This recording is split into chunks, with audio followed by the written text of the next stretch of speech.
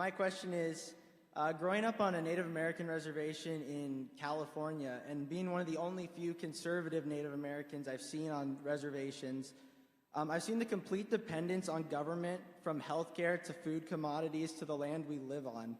Many people on the reservation are completely dependent on the government, and it creates a reliance, and I see even a division among us. I believe it divides many Native Americans from the rest of the outside world. Also, we fought so hard to be free from government control, and now it seems that most Native Americans and a lot of minorities vote so liberally and want the government involved in every aspect of their lives. So my question is two parts.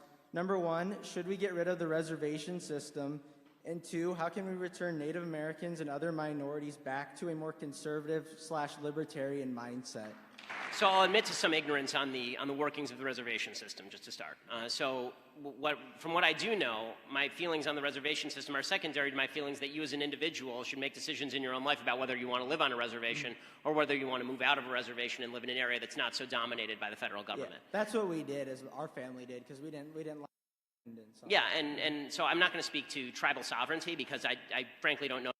I think that the original idea of granting tribal sovereignty to tribes that had been displaced was not a bad one. I don't think that that was a necessarily bad idea from the beginning. I do think that the reservations are horribly run by the federal government because the federal government is terrible at everything.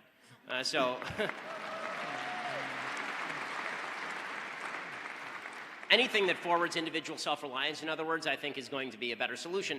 And I don't know that that has to do specifically with the idea of reservations being outside the purview of state government, or if it has more to do with just a culture that has been created in every area across the United States, reservation, non-reservation, in which people are dependent on government. And once you're dependent on government, you're used to being dependent on government, and that creates a sort of enervation of the population that's a problem.